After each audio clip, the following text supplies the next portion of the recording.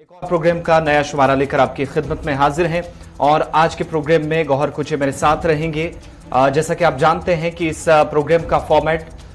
सबसे पहले हमारी कोशिश रहती है कि आज के दिन पर यानी हिस्ट्री ऑफ द डे में क्या कुछ खास रहता है वो आप तक पहुंचाएं और उसके बाद एक एक करके हम जम्मू कश्मीर से लेकर कन्याकुमारी तक मुल्क की जो सारी सूरत हाल है उस पर नजर दौड़ाते हैं और तमाम अपडेट्स आप तक पहुंचाते हैं। अगले 12-24 घंटों के दौरान क्या कुछ मुल्क के अंदर घटने वाला है वो तमाम हालात वाकयात और सारी सूरत हाल आपके सामने रखने की हमारी भरपूर कोशिश रहती है। और इसके अलावा प्रोग्राम में कुछ बैनुल अक़वामी खबरें भी, और जब जम्मू कश्मीर हम चलते हैं तो मकामी सतह पर क्या कुछ इंतजामिया के इकदाम, अवामी मसाइल और दीगर कुछ ऐसे मामलात जिन्हें लेकर हलचल न सिर्फ जम्मू कश्मीर बल्कि लद्दाख के पहाड़ों तक भी रहती है। लद्दाख के अंदर भी काफी ज्यादा हलचल पिछले 12 घंटों के दौरान है। कल रात हमने आपको खबर बताई थी लेकिन उसमें अपडेट है। बच्चों के लिए कुछ खबरें हैं, यानी जो प्री प्राइमरी लेवल के बच्चे हैं और कोचिंग के जो बच्चे कोचिंग के लिए ख्वाहिशमंद है उनके लिए कुछ खबर, बोर्ड की तरफ से कुछ खबरें मुसलसल सुनाई जा रही हैं। ये सारे मामलात आज के प्रोग्राम में सर फहरिस्त रहेंगे जिन पर एक एक करके हम डिस्कस करेंगे। इसके अलावा आपको खेल के मैदान से, जहां पर आप जानते हैं कि T20 वर्ल्ड कप का फाइनल आज है, लेकिन खबर जम्मू कश्मीर के लिए अच्छी है कि क्रिकेट के बाद हॉकी में भी अब नौजवानों ने आज के बाद आहिस्ता आहिस्ता आना शुरू कर दिया है। इन सारे मामलात पर चलेंगे लेकिन प्रोग्राम का आगाज करेंगे सबसे पहले नजर हिस्ट्री ऑफ द डे पर। और हिस्ट्री ऑफ द डे में आज खास क्या है, यानी आज का दिन 14 नवंबर हिंदुस्तान के अंदर,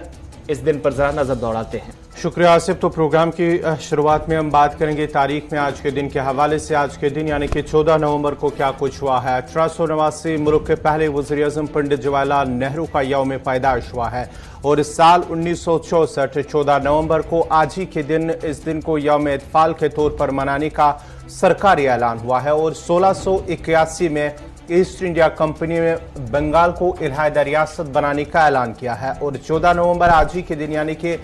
1955 में मुलाजमीन की स्टेट इंश्योरेंस के हवाले से जो है ऐलान हुआ है। और 1883 में चिली कांग्रेस ने नेशनल लाइब्रेरी कायम की है। और 1921 में आज ही के दिन स्पेन की कम्युनिस्ट पार्टी की बुनियाद रखी गई है। और आज ही के दिन 14 नवंबर 1984 में नासा ने नेटो 3D सैटेलाइट लॉन्च किया है। और आज ही के दिन साल 2001 में अफगान शमाली इत्तेहाद के जंगजू ने दारुल हुकूमत काबुल पर कब्जा किया था। तो ये थी आज के हवाले यानी कि तारीख में क्या कुछ हुआ आज के दिन के हवाले से। 14 नवंबर आज के दिन क्या कुछ हुआ है। तो प्रोग्राम में बढ़ते हैं आगे। अब बात जरा करेंगे दिल्ली के हवाले से। जी हाँ, दिल्ली में फिजाए आलूदगी के हवाले से जहां कल सुप्रीम कोर्ट के अंदर सुनवाई हुई है, समाअत हुई है, उसके बाद ही दिल्ली सरकार और मरकजी सरकार को अदालत की जानिब से, अदालत उज़्मा की जानिब से फटकार भी लगाए गए। इस सिलसिले में जब दिन में कल सुप्रीम कोर्ट के अंदर समाअत हुई है तो उसके बाद ही chief justice N V Ramana की जानिब से जो दिल्ली में फिजाए आलूदगी इस वक्त काफ़ी ख़तरनाक सतह पर है, इस पर तशवीश का इजहार किया गया। और साथ ही साथ chief justice N V Ramana की जानिब से दोनों सरकारों यानी कि मरकजी सरकार और दिल्ली सरकार को भी फटकार लगाए गए। उसके बाद शाम देर गई दिल्ली सरकार की जानिब से कुछ अहम फैसले, कुछ अहम ऐलानात किए गए हैं जिनमें स्कूलों को दिल्ली में तालीमी सरगर्मियाँ फिलहाल एक हफ्ते के लिए बंद कर दी गई हैं। सरकारी मुलाजमीन को घरों से ही एक हफ्ते तक काम करने की हिदायत दी गई और साथ ही साथ जो तामीराती काम है उस पर भी 17 नवंबर तक फिलहाल रोक लगा दी गई है। नई दिल्ली के अंदर जहां पर अरविंद केजरीवाल की तरफ से शाम होते होते उस वक्त ऐलान किया गया, कुछ अहम फैसले लिए गए सरकार की तरफ से और कैबिनेट की तरफ से, जो अदालत उज़्मा की तरफ से कल ही मशवरा दिया गया था। दिल्ली के अंदर इस जो जहर आलूदा हवा, इससे बच्चों को बचाने के लिए आम लोगों को, वो लोग जो काम पर बहुत बड़ी तादाद में प्राइवेट और गवर्नमेंट सेक्टर में निकलते हैं, उन सभी लोगों की जान बचाने के लिए फौरी तौर पर जो इकदाम करने की जरूरत है, वहां पर अगर लॉकडाउन भी लगाना पड़े तो सरकार इस पर भी गौर खौज करे। कल जब मशवरा दिया गया तो 5-6 घंटों के बाद अहम पेशरफ्त हुई और दिल्ली के अंदर जो चूंकि फिजाई आलूदगी इस कदर बढ़ गई है, जहां पर कल तक हम देख रहे थे 470-480 के आसपास जो PM था यानी एयर क्वालिटी इंडेक्स था, लेकिन शाम होते होते हमने देखा कि बहुत सारी मीडिया रिपोर्ट्स में ये भी बताया गया कि 550 तक भी पहुंच भी सकता है, चूंकि इस पर पहले ही खदशात का इजहार माहिरीन की तरफ से किया गया। और कल ही एक फहरिस्त आपके सामने रखी थी जिसमें दिल्ली के साथ साथ मुंबई और कोलकाता को भी और पाकिस्तान के शहर लाहौर और इसके अलावा इस्तांबुल शहरों को, ये वो तमाम शहर थे जिनको सबसे ज्यादा आलूदगी जहां पर है, फिजाई आलूदगी की जिन शहरों के अंदर है उन फहरिस्त में इन्हें शामिल किया गया था। लेकिन दिल्ली के अंदर कल सुबह से, आज तो छुट्टी का दिन है और कल सुबह से तालीमी इदारे जो हैं वो फिजिकली बंद रहेंगे। वर्चुअल मोड के जरिए यानी ऑनलाइन क्लासेस का आगाज दोबारा से किया जाएगा। 17 तारीख तक दिल्ली के अंदर जो तामीराती काम थे उनको बंद करने का फैसला लिया गया है और जहां पर कल से तालीमी इदारे बंद रहेंगे अगले अहकामात तक। हालांकि एक हफ्ते के बाद अगर सूरत हाल बेहतर रहती है, चूंकि पराली भी जलाई जा रही है, इसके अलावा चूंकि मौसम सरमा के दौरान ये आमतौर पर सबसे ज्यादा परेशानी राजधानी के अंदर ही देखी जाती है, जहां पर धुंध और घने कोहरे की वजह से सड़क हादसा भी काफी ज्यादा होने लगते हैं। दिल्ली से लेकर पंजाब और हरियाणा तक उन तमाम चीजों से बचने के लिए और मजदूरों को बचाने के लिए कंस्ट्रक्शन के जो काम चल रहे हैं उन पर भी फैसला लेते हुए 17 तारीख तक काम बंद करने का ऐलान किया। दूसरी बड़ी बात जो अरविंद केजरीवाल की तरफ से की गई कि फिजाई आलूदगी से बचने के लिए लॉकडाउन जो है उस पर भी गौर खौज किया जा रहा है। मुकम्मल लॉकडाउन दिल्ली के अंदर नकलो हरकत रोकी जाए या नहीं, और फिलहाल जो सरकारी मुलाजमीन है, सरकारी दफातर के अंदर काम करते हैं, उन्हें भी ये हिदायत दे दी गई है दिल्ली हुकूमत की तरफ से कि वो घरों से ही काम करें, यानी वर्क फ्रॉम होम। इस प्रोसेस को फिलहाल जारी रखा जाए कुछ दिनों के लिए जब तक मजीद इसमें सुधार होता है। ये एक तरफ की बात, लेकिन अब जरा एक और खबर आपको बताते हैं यूनाइटेड नेशंस के हवाले से। और जब बात माहौलियात की हो रही है तो इस पर काफी गौर खौज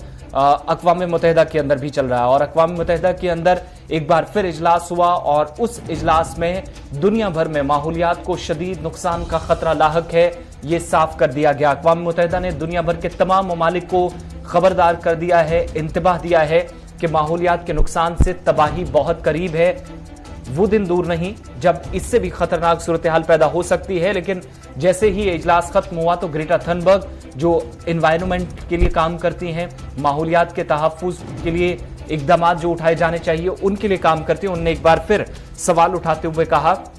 ये एक बार फिर फेक है, फ्लॉप शो है। अक़वाम मुत्तहिदा की तरफ से मीटिंग्स तो की जा रही हैं लेकिन ज़मीनी सूरत हाल तब्दील करने में ये बहुत बड़ा इदारा अगरचे था मगर कामयाब नहीं हुआ। ग्रेटा थनबर्ग की तरफ से जिन्होंने तमाम जो COP26 क्लाइमेट कॉन्फ्रेंस हुई उसे लेकर पहले ट्वीट किया और उसके बाद पिछले दिनों जो मीटिंग हुई थी उस पर भी सवाल उन्होंने उठाए थे, लेकिन उनके साथ साथ दुनिया भर के ऐसे हजारों कारकुनान हैं, ऐसे एक्टिविस्ट हैं जो माहौलियात के लिए काम करते हैं। लेकिन आज के दिन में जो मीटिंग हुई है माहौलियात के तहफ़्फ़ुज़ को कैसे यकीनी बनाया जाए यूनाइटेड नेशंस के अंदर, उस पर काफी ज्यादा सवाल उठे और COP26 का आउटकम क्या है वो कॉम्प्रोमाइज किया गया है, ये ग्रेटा थनबर्ग जो है वो अपने ट्वीट में भी कहती हैं। लेकिन एंटोनियो गुतेरस की तरफ से फिलहाल जो कहा गया है कि खतरा बरकरार है।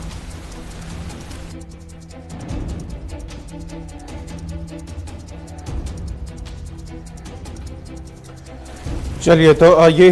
खबर जो है यूएन के हवाले से, जहां अक़वाम मुत्तहिदा की जानिब से भी जो माहौलियात में आलूदगी पाई जा रही है इस सिलसिले में अक़वाम मुत्तहिदा की जानिब से भी तशवीश का इजहार किया गया। जो ग्रेटर थनबर्ग हैं उनकी जानिब से पहले भी जब COP26 हुआ था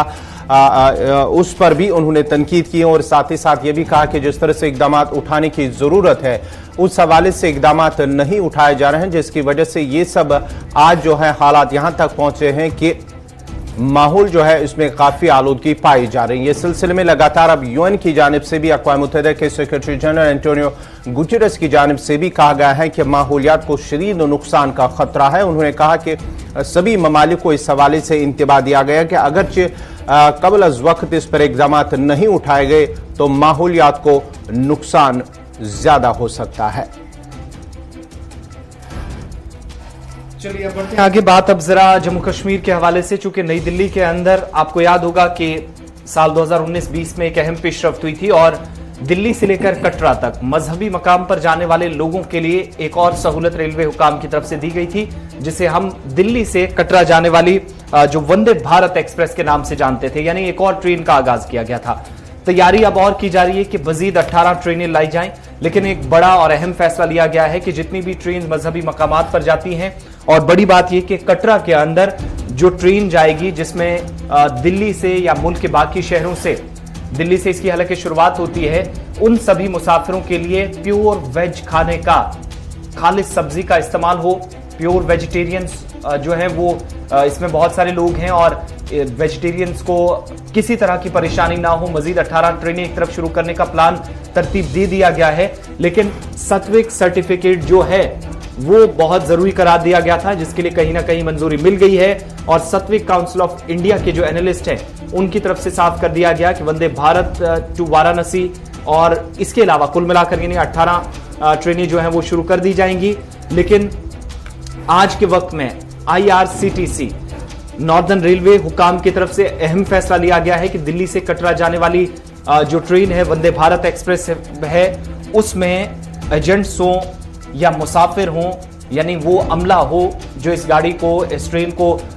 दिल्ली से जम्मू पहुंचाने में और मुसाफिरों की तमाम सहूलत को यकीनी बनाने में काम करता है, मदद करता है, उनके लिए बाकायदा इंतजाम होगा। एक तरफ अलग से जो खाने पीने की चीजें होंगी वो वहां पर प्योर वेज का इस्तेमाल हो सके, इसके लिए बाकायदा एक शेड्यूल तैयार किया गया है, उस शेड्यूल के मुताबिक काम किया जाएगा। दूसरी बात ये कि सत्विक काउंसिल ऑफ इंडिया की सर्टिफिकेशन जो है,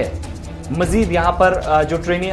जो शुरुआत करने की बात कही जा रही है, उससे पहले जितनी भी ट्रेन चल रही हैं इनमें आमतौर पर मुसाफिर क्या करते थे, अपनी मर्जी से जो है वो खाने पीने का बंदोबस्त भी कई बार कर लेते थे। हालांकि इस ट्रेन के अंदर खाने पीने का इंतजाम ऑलरेडी किया गया है रेलवे हुकाम की तरफ से, लेकिन इस बार अलग जो हिकमत अमली है उसके साथ कंसर्न मिनिस्ट्री वो सामने आई है और प्योर वेज खाना मिल सके लोगों को, उन सभी लोगों को जो मजहबी मकामात का रुख करते हैं, सिर्फ दिल्ली से कटरा नहीं बल्कि अगर कहीं और भी शुरू होगी, वाराणसी जो दिल्ली से ट्रेन जिसकी शुरुआत करने की बात हो रही है, लगभग हरी झंडी इसी साल दिखा दी जाएगी आखिर तक, उसके लिए भी अब बाकायदा प्लान तरतीब दिया गया है। दूसरा, किसी भी मुसाफिर को बाहर से खाने पीने की कोई चीज लाने की जरूरत नहीं पड़ेगी, इसके लिए भी एक शेड्यूल तैयार कर दिया गया है और ना ही किसी को लाने की इजाजत दी जाएगी ट्रेन के अंदर कि वो अपना सामान लाए, अपने फैमिली मेंबर्स के साथ, बाकियों के साथ खाए। विद इन द ट्रेन तमाम चीजें जो पहले फैसिलिटीज थी उनको इम्प्रोवाइज करके अब इस बार प्योर वेज खाना या जो ये कह लीजिए कि खालिस सब्जी का यहाँ पर इस्तेमाल हो सकेगा। इसलिए ये जो है कि मजहबी जज्बात के किसी के ठेस ना पहुंचे, उनका एहतराम करते हुए रेलवे हुकाम ने यह हवाला दिया है कि वो फौरी तौर पर इसके लिए कदम उठाने जा रहा है।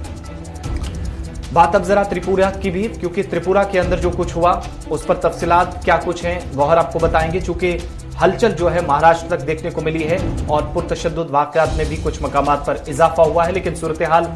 फिलहाल काबू में है। इस तरह की खबरें मौसूल हो रही हैं। जी हाँ, त्रिपुरा के अंदर जहां फसादात रूनुमा हुए थे उसके बाद ही महाराष्ट्र के अंदर वो फसादात का मामला जो है उसमें तशद्दुद जो है वो कल महाराष्ट्र के अंदर मुख्तलिफ अजला के अंदर हमने देखा है कि जहां पर मुस्लिम आबादी की जानिब से, मुस्लिम ऑर्गेनाइजेशन की जानिब से बंद की कॉल दी गई है और कल भी हमने देखा है कि मुख्तलिफ इलाकों के अंदर एहतजाजी मुजाहरे किए गए। जहां त्रिपुरा के अंदर जो हालात बने हुए थे, जहां मुस्लिम आबादी वाले इलाकों को तशद्दुद का निशाना बनाया, जहां पर मसाजिदों को भी नुकसान पहुंचाया गया, दुकानों को भी और साथ ही साथ मकानों को भी नुकसान पहुंचाया गया। उसके बाद ही हमने देखा है कि लगातार मुख्तलिफ इलाकों, त्रिपुरा के आसपास के इलाके जो हैं वहां पर एहतजाजी मुजाहरे हो रहे थे। इस सिलसिले में पुलिस ने कई समाजी कारकुनों के साथ साथ सहाफ़ियों को भी गिरफ्तार किया गया है और UAPA के तहत भी उन्हें हिरासत में उन पर FIR दर्ज भी की गई। और साथ ही साथ हमने कल भी देखा है कि महाराष्ट्र के मुख्तलिफ इलाकों के अंदर, मुख्तलिफ अजला के अंदर मुसलमानों की जानिब से जब रैली निकाली गई, प्रोटेस्ट किया गया, उसके बाद ही वहाँ पर भी जब प्रोटेस्ट के दौरान कुछ शरपसंद अनासर की जानिब से उन पर हमला किया गया और उसके बाद ही पुलिस ने भी बर वक्त कार्रवाई करते हुए उन पर जो है कार्रवाई की और एहतजाजी मुजाहिरीन को मुंतशिर भी किया गया। उसके साथ ही कुछ ऐसे हालात भी बने, ताहम इंतजामिया की जानिब से और साथ ही साथ पुलिस की जानिब से उन हालात पर काबू पाने के लिए उन्होंने उन पर काबू पा लिया। और जो हालात है, अब माना जाता है कि कई अजला के अंदर अगरचे हालात पुरतनाव है, लेकिन इंतजामिया और पुलिस की जानिब से हालात फिलहाल काबू में है। बड़ी बात यह है कि 28-29 तारीख को जब बांग्लादेश के अंदर बताया जा रहा था कि वहां पर अक़लियती फिरके को काफी ज्यादा नुकसान पहुंचाया गया था, कुछ हमले हुए थे मजहबी मकामात पर,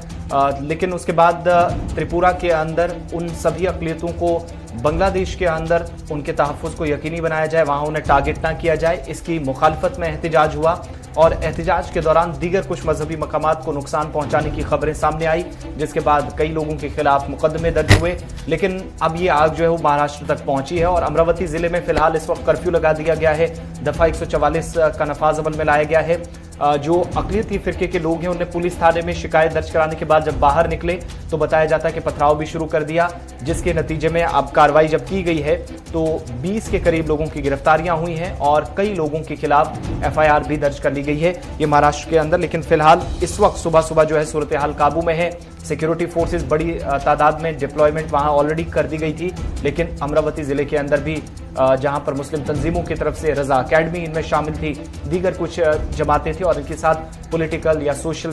रिलीजियस ऑर्गेनाइजेशंस थी, वो भी आगे आई थी इस हिमायत में। और उसके बाद बाकायदा एक प्लान के तहत इस वक्त भी इंतजामिया काम कर रही है। बढ़ते आगे, अब बात जम्मू कश्मीर की भी करते हैं। सबसे पहले chief of defence staff general Bipin Rawat के उस बयान की बात करेंगे जिसमें उन्होंने जम्मू कश्मीर की सलामती सूरत हाल पर एक बार फिर तबसरा करते हुए मकामी लोगों का रोल मिलिटेंसी मुखालिफ ऑपरेशंस में सबसे अहम करार दिया है। गौर जी हाँ, सीडीएस चीफ बिपिन रावत की जानिब से जो बयान सामने है उनका मानना है कि मिलिटेंसी मुखालिफ जो मिलिटेंट मुखालिफ ऑपरेशन इस वादी में इस वक्त चल रहे हैं या पिछले कई सालों से चल रहे हैं, उसमें उन्होंने कहा है कि मकामी लोगों का ताउन मिल रहा है और मकामी लोगों के ताउन से ही कामयाब ऑपरेशन हो रहे हैं। ये जनरल बिपिन रावत का कहना है। उन्होंने कहा कि कश्मीरी अब मिलिटेंटों के बारे में उन्हें इतला देते हैं, मुताला करते हैं, जहाँ कहीं पे भी मिलिटेंट्स होते हैं तो कश्मीरी लोग जो है, अवाम जो है वो उन्हें फोर्सेस को इतला देते हैं, पुलिस को इतला देते हैं, जिसके बाद ही ये कामयाब ऑपरेशन जो है होते हैं। और इस सिलसिले में जो उन्होंने ये भी कहा है कि एक पॉजिटिव साइन है जिस तरह से कश्मीरी लोग इस सिलसिले में फोर्सेस का ताउन दे रहे हैं। जनरल बिपिन रावत एक प्रोग्राम के दौरान जब उनने इस पर तबसरा किया जम्मू कश्मीर की मौजूदा सूरत हाल और जो सरहदों की हिफाजत को यकीनी बनाने के लिए इकदाम उठाए गए, उस सब में उन्होंने जिक्र करते हुए कहा कि जो मकामी कश्मीरी हैं वो आप इंटेलिजेंस एजेंसियों को आकर खुद खबरदार करते हैं और तफसीलात भी उन्हें दी जाती हैं। कहीं पर अगर उन्हें मिलिटेंट्स उनके घरों में पहुंचते हैं या दाएं बाएं कहीं नकलो हरकत देखी जाती है। लेकिन दूसरी बात उनकी तरफ से ये भी कही गई कि एक तरफ जहां सिक्योरिटी फोर्सेस मकामी लोगों के ताउन से मिलिटेंटों को मार गिराने का काम करते हैं, तो दूसरी तरफ मकामी लोग भी अब ये करते हैं कि मकामी सतह पर जो इंटेलिजेंस एजेंसियों तक इतला पहुंचाते हैं, खबरें पहुंचाते हैं, वो कोशिश करते हैं कि वो खुद भी उन मिलिटेंट्स से मुकाबला कर सकें और दहशतगर्दी को मजीद पनपने नहीं दिया जाएगा। इसके लिए काम आज भी चल रहा है। सीडीएस जनरल बिपिन रावत का बयान सामने आया है। अब जरा लद्दाख आपको लिए चलते हैं, चूंकि लद्दाख के अंदर पिछले 12-15 घंटों के दौरान जो कुछ हुआ है उसने दिल्ली के अंदर भी हलचल काफी तेज कर दी है और अगले कुछ दिनों के दौरान हंगामा काफी ज्यादा देखने को मिल सकता है, चूंकि रियासत का दर्जा देने की मांग अब जोर पकड़ती जा रही है। लेकिन मामला दीगर भी और लद्दाखी लीडर एक साथ आए हैं। 6 दिसंबर को वसी पैमाने पर एहतिजाज की कॉल न सिर्फ दी गई है बल्कि बाकायदा अब एक अवामी तहरीक लद्दाख के अंदर शुरू की जाएगी और एपेक्स बॉडी और KDA ने एहतिजाज का मुश्तरका ऐलान किया है। तीसरी मीटिंग हुई, उसके बाद प्रेस कॉन्फ्रेंस की गई। दोनों इनमें रिलीजियस लीडर भी हैं। साबिक रुकने पार्लियामेंट जो कि करगिल डेमोक्रेटिक अलायंस के लीडरान के साथ मुसलसल राब्ते में थे एपेक्स बॉडी लेह की तरफ से, और दूसरी तरफ एपेक्स बॉडी लेह की तरफ से जो मामला वजारत दाखिला के नोटिस में पहले लाए गए थे, कहा गया कि लद्दाख के मुसलसल कई बार जो मेमोरेंडम्स पेश किए गए, दिल्ली के अंदर मुलाकात हुई और उसके बाद मरकजी वजीर जो है वो लद्दाख भी जाते रहे, लेकिन उन सब के बीच में ये देखा गया कि वजारत दाखिला या मरकजी सरकार के नोटिस में लाने के बावजूद भी एक बार फिर करगिल डेमोक्रेटिक अलायंस और दूसरी तरफ लद्दाख के जो बाकी लीडरान हैं जो लेह के अंदर या करगिल के अंदर नुमाइंदगी कर रहे थे, एपेक्स बॉडी लेह के मेंबरान हैं, उनकी तरफ से भी बड़ा सख्त रवैया अपनाया गया है। सख्त रुख अपनाते हुए कहा गया कि अवाम के जो जज्बात थे, एहसासात थे, न सिर्फ उनके साथ खिलवाड़ हुआ है, 6 शेड्यूल का मामला हो, आईनी हुकूक हो, उनसे महरूम लोगों को न सिर्फ रखा गया, मकामी नौजवानों को रोजगार फराहम करने का जो बात कही गई थी सरकार की तरफ से मुसलसल राब्ते में रहकर, वो तमाम मामलात आज भी जिन पर गैर संजीदगी का मुजाहिरा सरकार कर रही है, जिसके बाद मुश्तरका ऐलान हुआ है और एक और महाज का आगाज करने की बात हुई है 6 तारीख को, जहां पर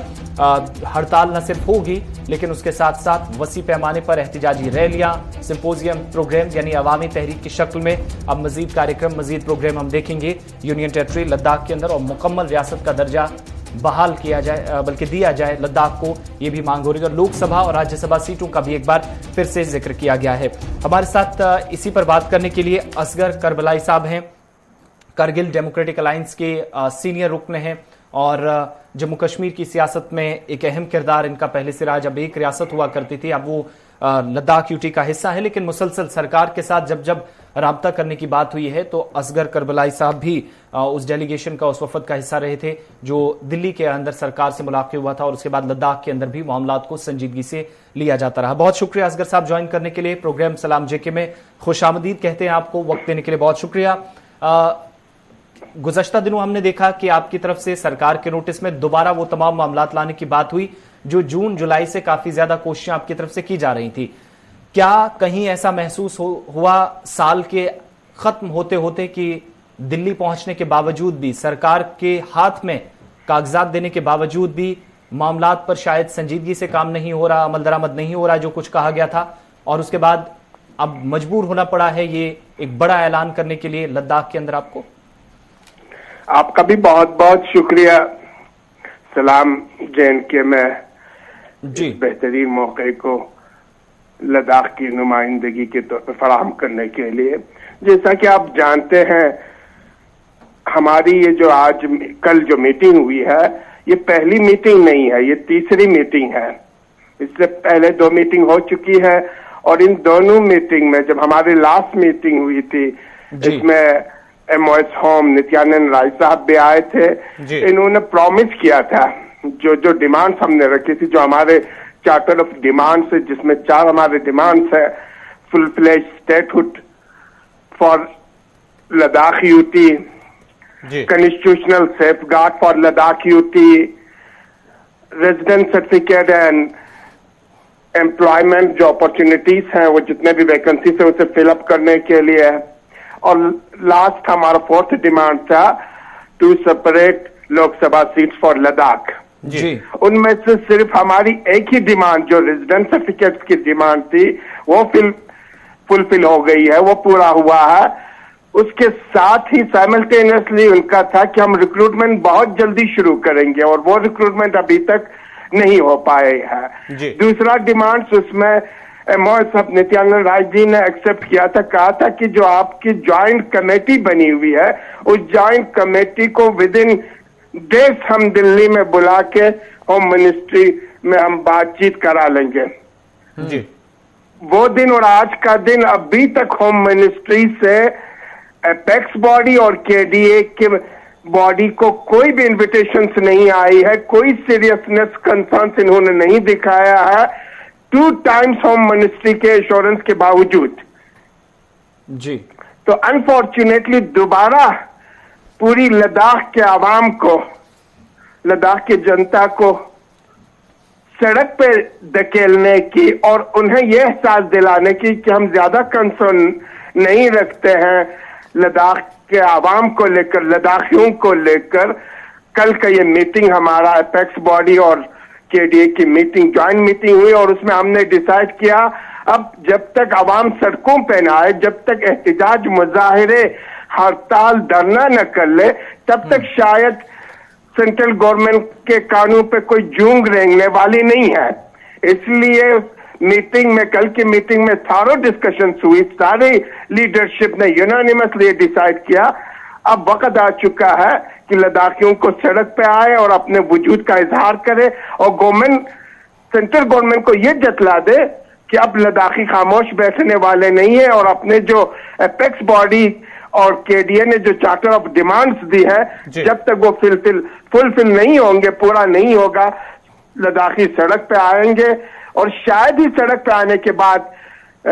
हड़ताल की काल देने के बाद, स्ट्राइक करने के बाद, जल से जुलूस करने के बाद शायद होश आए। जिस तरीके से आपको याद होगा, इससे पहले जब नित्यानंद लेह में आ रहे थे, एपेक्स बॉडी और KDA को टोटली इग्नोर करके कुछ सिलेक्टेड लोगों को बुलाने की कोशिश की, और हमने लद्दाख बंद की काल दी थी और मजबूर हो गए दोबारा KDA और एपेक्स बॉडी को बुलाने पे। अब हमें लगता है शायद वही टैक्टिक्स दोबारा ये बीजेपी गवर्नमेंट और सेंट्रल गवर्नमेंट अपना रही है। एक चीज और भी आपसे जानना चाहेंगे, जो 6 तारीख का आपने अब प्लान बनाया है, क्या ये एक रेगुलर एक तरह से प्लान कहेंगे या आरजी 6 तारीख से जो आप शुरू करेंगे, और आगे किस तरह के प्रोग्राम रहेंगे? और आपके यानी जो LBA का आपने जिक्र किया, KDA एक साथ आए हैं, इसमें तमाम लोग या तमाम ऑर्गेनाइजेशन, सोशल रिलीजियस हो, एनजीओज हो, बाकी मकामी लोग हों, वो आपके साथ आ रहे हैं, हाँ में हाँ मिलाई जा रही है? इसमें 6 तारीख के बारे में मैं आपको एक चीज बता दूं, क्योंकि 6 तारीख को भीमराव अंबेडकर जी की डेथ एनिवर्सरी आ रही है, इसलिए शायद ये 6 तारीख एक दिन आगे पीछे हो जाएगी। अब 6 तारीख नहीं होगा, क्योंकि 6 तारीख को भीमराव अंबेडकर जी की डेथ एनिवर्सरी आ रही है, इसलिए वो थोड़ा सा आगे पीछे हो जाएगी। लेकिन मैं आपको एक चीज क्लियर कर दूं कि हमारी इस एजिटेशन में, हमारी इस मूवमेंट में, ये पीपल्स मूवमेंट है, ये किसी इंडिविजुअल्स के, एपेक्स बॉडी के इंडिविजुअल का, केडीए के इंडिविजुअल की मूवमेंट नहीं है, ये लद्दाखियों की मूवमेंट है। और लद्दाखियों की मूवमेंट ये किसी institutions, party, religious, political, social, NGO level पे ही नहीं है, ये आम लेवल पे है। यानी हर लद्दाखी इस मूवमेंट का हिस्सा है। और इसीलिए कल की हमारी मीटिंग में हमारे करगिल के जो बुद्धिस्ट एसोसिएशन है, उनको थोड़ी सी रिजर्वेशन थी, उससे हमने पहले मीटिंग की थी, और इन्होंने अपने सारे खदशात जब उनके दूर हो गए तो इन्होंने भी ज्वाइन कर ली है। अब ये करगिल बुद्धिस्ट एसोसिएशन भी केडीए के पार्ट है और हमारे मेंबर्स हैं। बाकी सारे स्टेक होल्डर्स, चाहे उसमें आप बार एसोसिएशन ले लें, आपके पंचायत कोऑर्डिनेशन कमेटी ले लें, आपके बिजनेस एस्टेब्लिशमेंट के मर्चेंट एसोसिएशन ले लें, ट्रांसपोर्ट एसोसिएशन ले लें, जितने भी एसोसिएशन हैं, जितने भी स्टेक होल्डर्स हैं, वो सारे ऑन बोर्ड है, सबके सब एक साथ है। अच्छा, लद्दाख में एक चीज और भी जानना चाहेंगे, चूंकि 24 जून को जब जम्मू कश्मीर के जो लीडरान थे वो दिल्ली पहुंचे थे, और उसके तकरीबन एक हफ्ते के बाद ही 1 जुलाई को आपको भी मदऊ किया गया था वजारत दाखिला की तरफ से। लीडरान की मीटिंग, यानी जो केडीए थे, केडीए लीडर्स थे, वो पहुंचे थे, उनमें आप भी थे। तब से लेकर आज तक एलबीए के मेंबर्स हों, आप हों, जो चार्टर ऑफ डिमांड था, जिनमें से आप कह रहे हैं एक पूरा हुआ है, जो आपकी तरफ से मुतालबात रखे गए थे, उन पर अब तक काम ना हो पाना वजह कहा रही है? ये गैप जो पड़ गया है, इन सब के बीच में 3 मीटिंग्स भी आपकी हुई हैं, मरकजी वजीर बराए दाखिला वो भी लद्दाख का 2 बार दौरा कर चुके हैं गालिबन। तो इन सब के बीच में बावजूद इसके काम ना होना, मकामी सतह पर कोई खामी रही है, या फिर एडमिनिस्ट्रेटिव पार्ट के अलावा जो आपको लगता है वजारत दाखिला की तरफ से भी कोई गलती हो रही है? मकामी सतह पर मैं आपको कहूंगा, शायद हमारे बीजेपी के कुछ लीडरशिप्स इसमें रोड़े अटका रहे हो, वो नहीं चाहते हो कि ये मीटिंग्स हो जाए और ये मूवमेंट्स आगे बढ़े, पब्लिक की डिमांड्स फुलफिल हो। जहां तक वजारत दाखिला का ताल्लुक है, वजारत दाखिला डे फर्स्ट से हमें न सिर्फ एश्योर कर रही थी, हमें कह रही थी कि आप इमीडिएटली, बहुत ही जल्दी के साथ आप हमें लिस्ट दे दें ज्वाइंट कमेटी की, हम विद इन डेज आपको दिल्ली बुला के इन चीजों पे हम थॉरो डिस्कशन करेंगे। हम खुले दिल के साथ तैयार हैं, हम लद्दाखियों को सुनने के लिए आए हैं, लद्दाखियों के समस्या का, मसाइल का हल करने के लिए आए हैं। हम बहुत ही सीरियस हैं, कंसर्न रखते हैं, और हमें लद्दाखियों के साथ बहुत ही हमदर्दी है। लेकिन ग्राउंड जो रियलिटीज वो यही है, अगस्त के बाद से लेकर अभी तक लिस्ट भी फाइनल होने के बाद, उनको पहुंचने के बावजूद भी वजारत दाखिला की तरफ से अभी तक कोई इनिशिएटिव नहीं हुई है। तो हमें यकीनन वजारत दाखिला के लेवल पे भी इसमें कोताही है। करबलाई साहब, आपसे जानना चाहेंगे, जिस तरह से आपकी डिमांड्स है, आप क्या चाहते हैं कि किन डिमांडों को जल्द से जल्द फुलफिल करने की जरूरत है? और क्या आपके, अगर सरकार के साथ, मरकजी सरकार के साथ आपकी मीटिंग होती है, तो क्या आपकी जानिब से और कोई डिमांड रखी जाएगी, या कि कोई टाइम फ्रेम के, यानी कि पीरियड के दौरान इन डिमांड्स को फुलफिल किया जाए? हमारी first and foremost demand statehood है। ये गवर्नमेंट ऑफ इंडिया की, सेंट्रल गवर्नमेंट की प्रॉमिस है कि हम लद्दाखियों को लद्दाखियों से ही हुकूमत करवाना चाहते हैं, लद्दाखियों को हम डेवलप करते हुए, तरक्की करते हुए देखना चाहते हैं, लद्दाखियों को at par with the rest of the country के दूसरे स्टेट्स के लेवल पे लेना चाहते हैं। आज लद्दाखियों के पास न अपनी रूलिंग है, न अपनी लेजिस्लेशन है, न अपने लिए कानून बना सकते हैं, न अपने पे हुक्मरानी कर सकते हैं। कुछ ब्यूरोक्रेट्स के हाथ में लद्दाख जैसे, जिसकी बहुत ज्यादा स्ट्रेटेजिक इंपॉर्टेंस है। 1000 किलोमीटर की एलओसी और 1000 किलोमीटर की एलएसी है। जियोपॉलिटिकल इसकी बहुत ज्यादा इंपॉर्टेंस है। उस लद्दाख को कुछ ब्यूरोक्रेट्स के हाथों में देकर, नौकरशाह के हाथों में देकर उस लद्दाख की हुकूमत नहीं चलाई जा सकती है। तो हमारा फर्स्ट एंड फॉरमोस्ट डिमांड यही है कि स्टेटहुड विद कॉन्स्टिट्यूशनल प्रोटेक्शन। चलिए, बहुत शुक्रिया। असगर करबलाई साहब को चेयरमैन हैं कारगिल डेमोक्रेटिक अलायंस के, हमारे साथ थे और बात हो रही थी लद्दाख के मामले पर। 6 तारीख की जो उन्होंने जिक्र किया है 6 तारीख का, वो आगे पीछे हो सकती है चूंकि उस दिन एक अहम दिन भी हिंदुस्तान के लिए है। लेकिन जो अवामी तहरीक है वो जरूर चलाई जाएगी और बड़े पैमाने पर एहतजाज किए जाएंगे, इसकी उन्होंने तस्दीक कर दी है। वक्त यहां पर छोटे से ब्रेक का है, ब्रेक के उस पार आएंगे तो आपको बताएंगे कि अब कोई तब्दीली आए या ना आए। शायद नतीजे कुछ दिनों में हमारे सामने होंगे, लेकिन फिलहाल यह है कि अस्पतालों के अंदर सरमा के दौरान मरीजों और तीमारदारों को मुश्किलात से निजात मिले, इसके लिए एक कोशिश की गई है। और क्या वो कोशिश रंग लाएगी, कुछ हिदायत दी गई हैं और बात तलबा की भी करेंगे। और इसके अलावा आपको खेलकूद से मुतल्लिक भी कुछ खबरें बताएंगे और बात महकमा जंगलात की भी करेंगे।